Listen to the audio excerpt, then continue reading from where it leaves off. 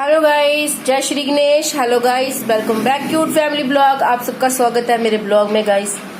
आशा करती हूँ आप लोग खुश और खुशहाल होंगे गाइस। तो मैं भी ठीक हूँ, खुश हूँ अब तक अपनी लाइफ में। आई होप आगे भी खुश रहूंगी। तो स्टार्ट करते हैं फिर से अपनी लाइफ जर्नी, कंटिन्यू करती हूँ जहाँ मैंने छोड़ी थी वहीं से हम शुरू करेंगे आज की क्या हुआ था उसके आगे। तो गाइस, लास्ट मैंने जो आपके साथ शेयर किया था, मैंने ये शेयर किया था कि फिर उसके बाद मेरी जो ननद थी उसका ज्यादा इंटरफेयर था और घर सेल आने पे नौबत हो गई थी। तो उसके बाद गाइस ज्यादा कुछ मतलब क्या ही बताऊं, अब फिर वो ज्यादा ही मतलब सब कुछ ओवर होने लगा, पुलिस स्टेशन वगैरह, लड़ाई झगड़ा। और वो मेरी ना फादर इन लॉ का काफी ज्यादा माइंड वॉश कर चुकी थी कि घर सेल करके मेरे पास आ जाओ, मैं आपके साथ आपकी मतलब सेवा करूंगी, ये सेवा नहीं कर सकती आपकी। तो फिर वो अपना माइंड बना चुके थे। और वैसे भी जो घर था ना, घर हमारा जो नई बस्ती में था, तो वो मेरे ससुर जो मेरे फादर इन लॉ थे उनके नाम पे था। उनके नाम पे था तो वो बाहर से ही सेल कर चुके थे। हमें तो किसी से पता चला था ये घर सेल हो चुका है, तो हमने काफी रोना धोना मनाना, बड़ा कुछ हुआ। मेरे पेरेंट्स भी आए, मनाए, बट मेरे फादर इन लॉ ने एक स्टेट फॉर्म मतलब ले लिया था फैसला कि हाँ मैंने ये घर यहाँ से सेल करके अपनी बेटी के पास ही जाना है। तो फिर हमने सोचा कि ज्यादा फोर्स करने का कोई फायदा ही नहीं है।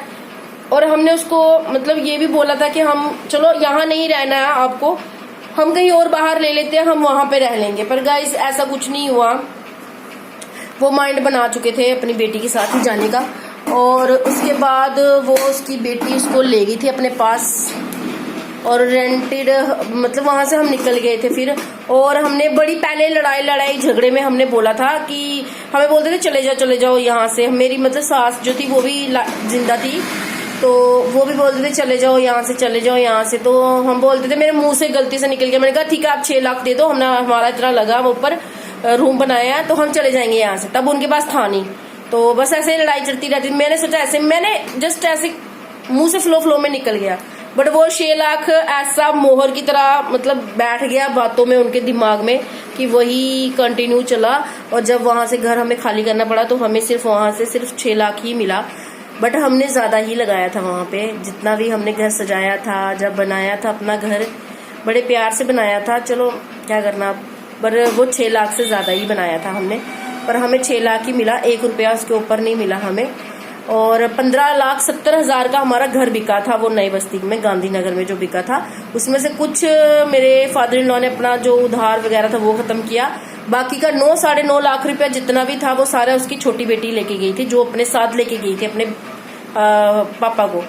और मतलब मेरे हम बड़ा रोए खाली करते वक्त, क्या बोलूं अब। जो वो जो फ्लैशबैक आया था ना, वापस से बैक में जाओ उसमें, तो ऐसे लगता है कि क्या बताऊं मैं गाइस। फिर मतलब बड़ी मुश्किल पे दिल पे पत्थर रख के हमने वो घर कर दिया खाली। धीरे धीरे इमरजेंसी में हमें घर भी बड़ी मुश्किल से मिला, हमने ढूंढने की बड़ी कोशिश की, मिल गया। मेरी सिस्टर ने मेरी काफी हेल्प की मेरा घर, रेंटेड घर ढूंढने में। उसके बाद हमने घर ढूंढा और जल्दबाजी में हमने शिफ्ट किया वहां पे। काफी रेंट काफी ज्यादा था, बट उस वक्त हमें इमरजेंसी वहां से सामान उठाना था, क्योंकि वो हमें काफी फोर्स कर रहे थे जिन्होंने ले लिया था घर। तो वो कह रहे थे बस अभी के अभी आप जल्दी से उठा लो, पैसे ले लो, उठा लो। उसके बाद 6 लाख हमें मिले। बाकी के जितने भी पैसे थे वो मेरी जो सिस्टर इन लॉ थी सपना, वो लेके गई है पूरा कैश। उन्होंने कैश ही पे किया था, हमें भी कैश ही दिया था उन्होंने। और एक वो होता ना कि थोड़ा वो होता है कि दिल में कहीं ना कहीं, चलो बेटा बुरा था, मैं बुरी थी, पर हमारी बेटी तो नहीं बुरी थी ना, वो तो उनका अपना खून थी ना।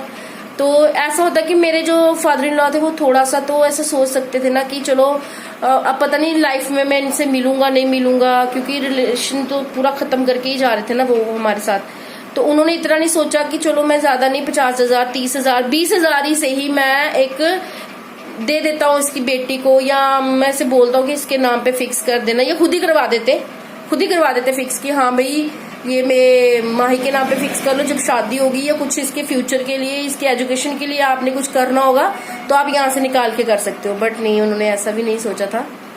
और बस देखते ही देखते वो घर मेरा खाली हो गया मेरी आंखों के सामने। काफी पेनफुल था वो टाइम मेरे लिए। अभी भी मेरे लिए टाइम काफी पेनफुल है और शायद आगे भी रहेगा, क्योंकि घर एक ऐसी चीज होती है जो इंसान बड़े प्यार से, बड़े शौक से तिनका तिनका करके बनाता है। और वो घर भी मैंने बड़ा मेहनत से, बड़ा मतलब हर एक चीज बड़ी प्यार से सजाई थी। वहां पे था छोटा सा ही, बट हमारे लिए बहुत बड़ा था। और फिर उसके बाद हम रेंट पे आ गए। उसके बाद हमने कभी पलट के नहीं देखा कि जो हमारे पापा हैं वो ठीक है क्या नहीं, बट हमें थोड़ी बहुत खबर मिलती रहती थी, क्योंकि जो मेरी बड़ी ननद थी उसके साथ हमारा थोड़ा था बातचीत कर रहे थे हम, और वो बताती रहती थी, क्योंकि उसकी जो बहन थी छोटी वाली सपना, वो उससे कनेक्टेड थी, वो फोन शोन करती थी तो पता चलता रहता था। मतलब विद इन 6 मंथ भी नहीं हुए थे उनको वहां पे शिफ्ट हुए और मेरे जो फादर इन लॉ थे उनकी डेथ हो गई। अब हमें नहीं पता उनकी डेथ कैसे हुई है, क्या उनको सिचुएशन फेस करनी पड़ी वहां पे जाके, या उनको पछतावा था कि मैं क्यों आ गया यहाँ पे, या उनका कोई झगड़ा था आपस में, मुझे नहीं पता इस बात का और ना ही मैं पता करना चाहती हूँ। बस उनकी डेथ हो गई पिछले साल जिस दिन राखी थी अगस्त में, उसी दिन उनकी डेथ हुई थी। हमें कॉल आया था, हमें डायरेक्ट कॉल तो नहीं किया था मेरी जो ननद है, उन्होंने किसी से थ्रू हमें फोन करवाया था कि उनकी डेथ हो गई है। और जब इनको पता चला तो हम काफी शॉक हो गए कि इतनी जल्दी कैसे उनकी डेथ हो गई। अच्छे भले वो चलते थे, ठीक थे, हेल्दी थे, जब यहाँ से वहां शिफ्ट हुए थे वो ऐसा कैसा सडनली 6 मंथ में हो गया कि वो उनकी डेथ हो गई। बट फिर उसके बाद जब उनकी डेथ हो गई तो इन्होंने कॉल किया, बट मैंने बड़ा समझाया, क्योंकि जब मैं वहां से रोके निकली थी तो मेरे हस्बैंड ने मेरे से प्रॉमिस किया था कि आज हम इधर से जा रहे हैं तो मैं हर रिलेशन यहाँ से तोड़ के जा रहा हूँ, आगे इनके साथ कुछ भी होगा मैं यहाँ नहीं आऊंगा वापस, ये प्रॉमिस मेरे साथ था उनका। और जब हम रेंट पे शिफ्ट हो गए, थोड़ी दिन ही हुआ था, मतलब थोड़े महीने हुए थे, जब उनकी डेथ हो गई तो अंदर से तो वो काफी दुखी थे, क्योंकि यार पेरेंट्स होते हैं, चाहे वो कुछ भी कर ले बच्चों के साथ या बच्चे उनके साथ कुछ भी कर ले, जो पेरेंट्स होते हैं वो अपने बच्चों का कभी बुरा नहीं करते। मुझे नहीं पता, मैंने यही सुना था, पर हमारे साथ तो बहुत ज्यादा बुरा हुआ। और उसके बाद वो अंदर से काफी दुखी थे। मैंने उनसे बोला था, मैंने कहा आप ये मत सोचना कि आपने मेरे साथ प्रॉमिस किया है तो मैं ना जाऊं।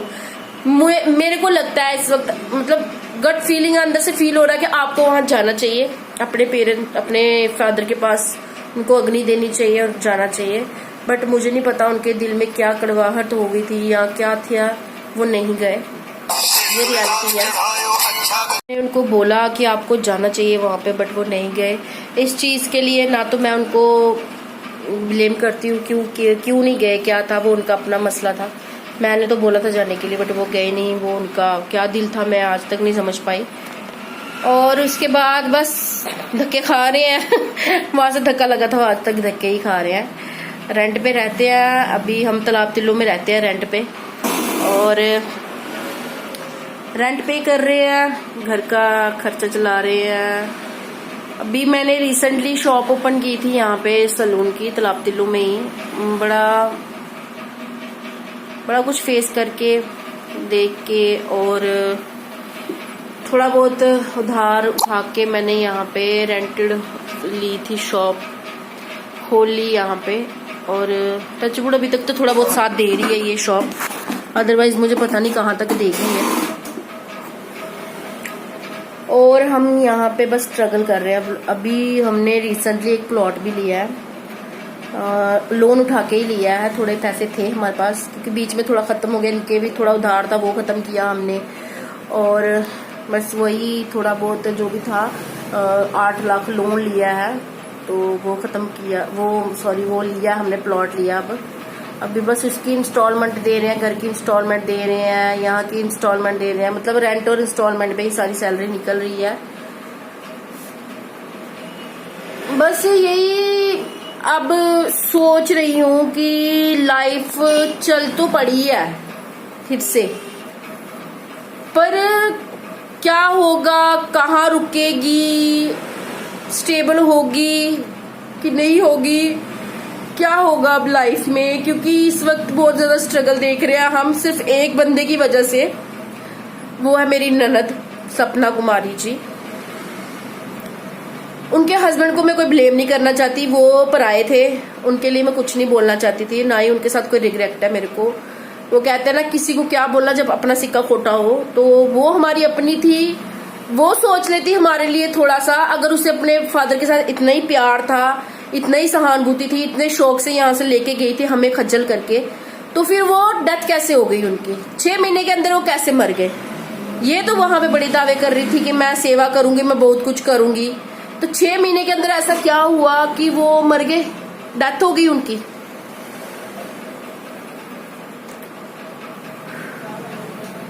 ये सवाल तो चलो भगवान पूछेंगे उनसे।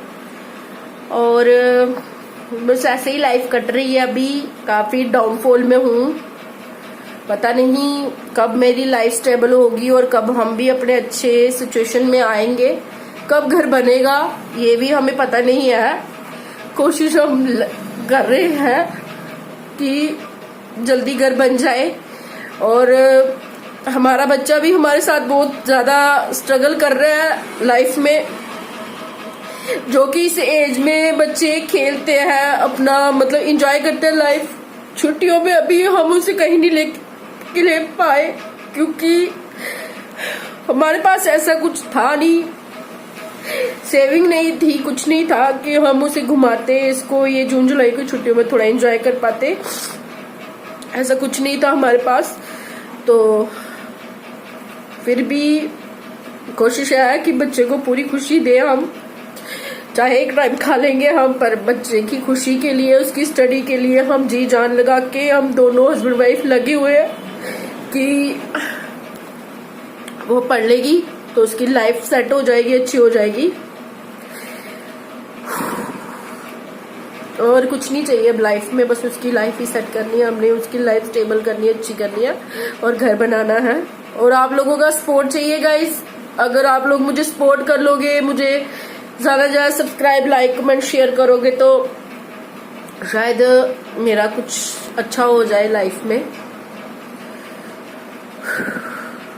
बाकी मुझे सपना से भी कोई इतना वो नहीं है कि उसने ऐसा क्यों किया। शायद ये सब कुछ हमारी लाइफ में लिखा था। सपना नहीं होती तो शायद कोई और होता, रीजन, वजह कोई और बनता, पर ये था कि ये सब कुछ लिखा था हमारी लाइफ में होना, और सपना बस वजह बनी इस चीज की। और चलो बाकी सरवाइव करना अब हम तीनों ने, मैं, मेरी बेटी ने, मेरे हस्बैंड ने, वो हम सरवाइव करेंगे जरूर। I hope so. भगवान जी, गणेश भगवान जी साथ दे हमारा।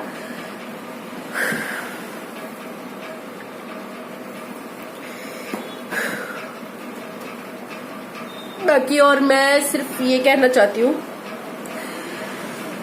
मैं कोई सपना को बद्दुआ भी नहीं देना चाहती कि उसको ये हो जाए, वो हो जाए, कुछ ना हो, क्योंकि उसके भी बच्चे हैं आगे।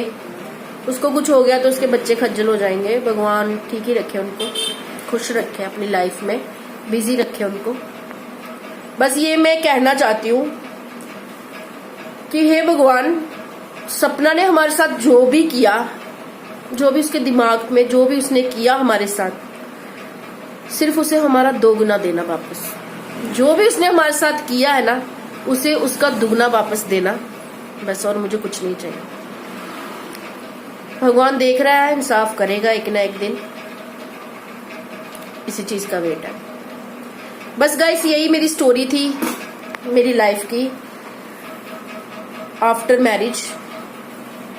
मैरिज से पहले भी बड़ा कुछ देखा लाइफ में, बट वो मैं डिस्कस ही नहीं करना चाहती अपना सोशल मीडिया पे। ये मुझे ऐसे लगता था कि मैं आप सबके साथ शेयर कर सकती हूँ, थोड़ा कंफर्टेबल हूँ, तो मैंने किया। बाकी आगे मेरी लाइफ में जो भी हो रहा है वो मैं रोज का डेली ब्लॉग डाल रही हूँ, आप सबके साथ शेयर कर रही हूँ। आशा करती हूँ आप लोग मुझे सपोर्ट करेंगे, ज्यादा से ज्यादा सब्सक्राइब करेंगे, व्यूज करेंगे और मेरी वीडियो को शेयर करेंगे आगे। बस गाइस, अब लाइफ में बस खुश रहना है, खुश रहने की वजह ढूंढनी है और कुछ नहीं। Bye guys, love you. खुश रहो और खुश रहने दो। Bye guys.